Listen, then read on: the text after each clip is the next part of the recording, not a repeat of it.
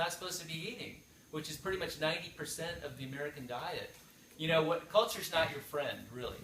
You know, and our culture has basically conditioned us to be sort of, you know, fed off of by the corporations, because the corporations control the most amount of food, and you know, that is on the American table. So we're trying to break that paradigm. And I know it must sound crazy. People are just coming onto this information. We must sound like a bunch of kooks. You know, we're talking about, oh, well, I had to do this to get off of this, and you know, off the cookie and all that.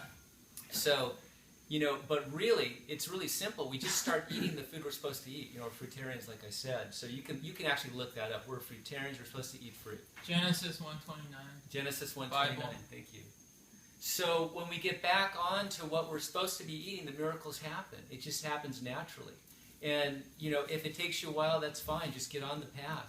And like everybody's saying, if you're really sick, you have to really get serious about this, because it will heal you. The fruit is very, very healing. So it's important for you guys that don't know about this to research it out before you form a hard opinion on it. And because we're all here trying to help you, because we have healed ourselves. And even if we weren't sick, we've taken ourselves to really high levels of energy and consciousness, if you will. So it really does work. So we're just here to help you. And the next subject we're going to cover is outside influences. You know, sometimes our families and our friends can try to knock us off the path for some reason. You know, it's just the way it is. My worst critics are the people closest to me. And we're coming to the holiday season with Thanksgiving, and that's one of the roughest times, because you're going to be the guy that's not going to have the turkey, not going to have the stuffing, not going to have the mashed potatoes, that everybody prepared with their love. You know, it's going to be, you know, this potluck probably, and they're going to be offended that you didn't eat it. They're going to try and force it on you. They're going to make you feel guilty, and you're going to be the one that brings the salad that nobody eats. So just get ready, you know, but don't let them knock you off your path. Stay hard on your path. And has anybody else experienced this, like getting the pressure from your close friends and family, and you know, trying to just whatever, they love you, they think you might be a little weird, you know, because you're different, and they might be trying to bring you back onto the path, and that's where you stand firm. And you know, eventually, I want to add one more thing, is that your worst, at least for me, my worst critics have been the ones that down the line have come, hey, you know what, I'm now on fruit and I feel really good. Thank you so much. And they're the ones that were really questioning hard. So never give up on people. Just keep the information flowing. And the people that are meant to hear it are going to hear it, and they're going to come on to it. So. Well, I used to think raw food, I saw a raw food book one time, and I think I was vegetarian maybe. And I thought, this is ridiculous. Who would do this, you know? But somehow, you know, things changed in my mind, and, you know, I picked it up, and you think about it, and there's no animal in nature that cooks their food, so, I mean, we got the same designer as them, so, I mean, I guess we don't need to cook our food, you know? So it's interesting when you look at that, and you look at the flavors. A lot of the flavors we have are actually from the raw foods. You don't have to cook them. You got all your spices, you got all your fruits, you got all your, you know, your sweetness, your savor. You don't have to cook anything to get flavor, you know, and that's what's amazing. And you can ferment things. You can make nut cheeses. You can make nut yogurts. You can do all kinds of stuff, and it makes it healthier and tastier.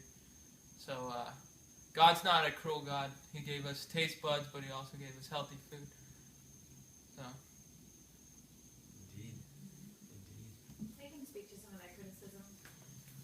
I didn't really intend on speaking at all, but I think it's important that I share this experience. So recently, kind of my path on this was, I have 3 children, and I started, my health was pretty bad. I was sudden anxiety, depression, weight gain. Then after years and years of knowing something was wrong but not knowing what, finally got diagnosed with Hashimoto's, and then early onset of lupus was my diagnosis. And I searched for naturopaths and found some relief but not much, and then stumbled upon Dr. Morse.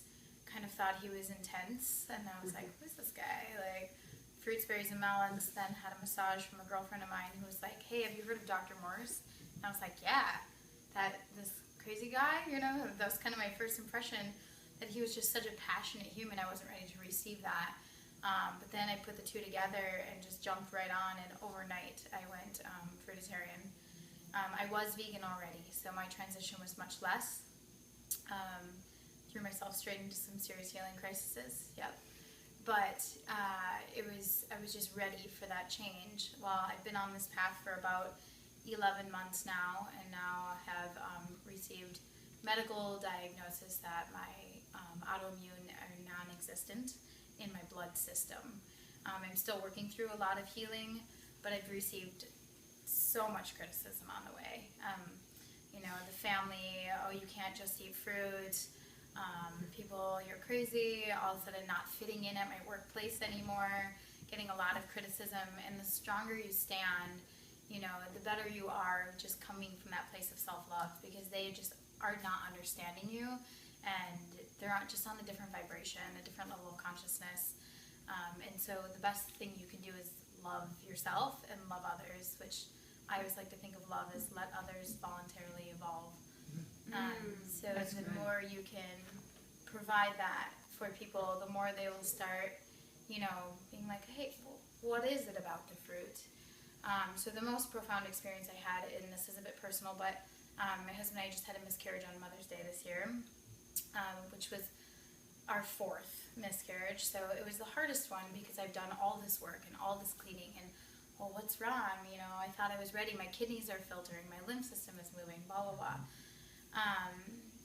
Needless to say, I have more work to do, and my progesterone levels were low, which is associated with my adrenal glands that still need more work.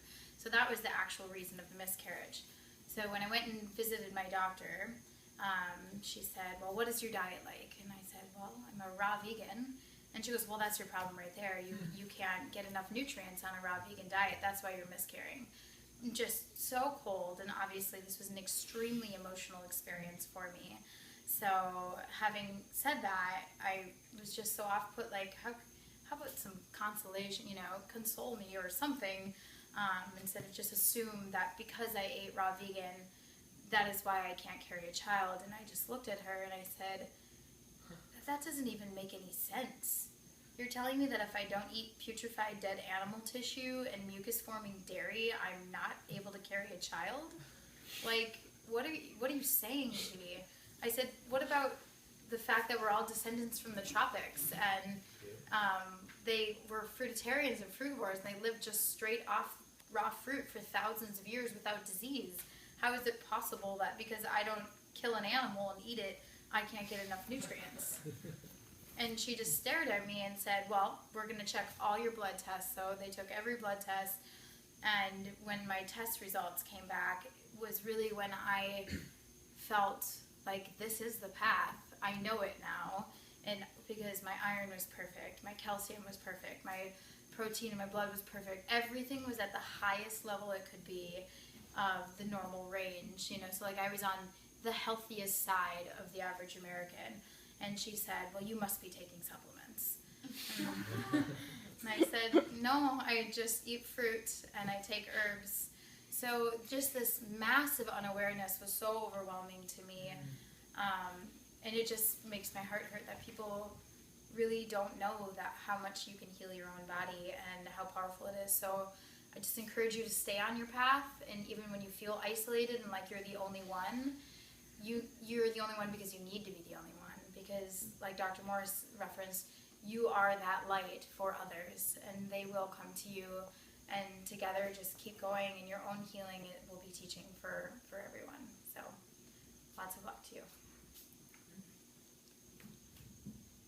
Beautiful, everybody. So we are the light, and we're going to shine as bright as we can, and the fruit will get you to shine brightly, and everybody will come to it. I'm going to finish with one story. There was a guy who came over to the United States to kind of bring yoga and East, Indian consciousness to America, named Yogananda. You probably heard of him. Mm-hmm. And a guy came up to him and said, I really want to join your group, but I'm a smoker. And Yogananda said, that's fine. Come on in. He said, well, I got another problem. I'm a drinker. I like to go drink. He said, fine, that's okay. And he says, all right, well, I'm also a womanizer. And he goes, it's it's okay, come on and join us. He said, what kind of place is this? I thought you guys were these highly spiritual people, you know, and had this really, you know, high-level community going. He says, we are. He says, once you embrace what we're doing, once you practice with us for a while, you're not going to want to do those things. They're just going to fall off by the wayside. And that's how we are. You know, once you just get the ball rolling, you know, just give us a little fruit till noon. You know, just try to stay raw all day. You're going to slowly get rid of all these things. You're going to transition on your own. You're just going to be led in that direction because you're going to feel so good. And you don't have to have stage 4 cancer or anything really serious to get on this path. All you have to do is have the desire to improve your life and to feel better and to think better and to move better and to be more free-flowing. Once the rivers of lymph, it's 3/4 of the fluids in your body. Once it gets cleared and flowing, just great things happen. Oh yeah. And we're here as testament to that. And you know, hopefully you'll join our group in maybe an electronic way, whatever, and you'll become a beacon of light and spread the word too. So God bless you all. Thank you.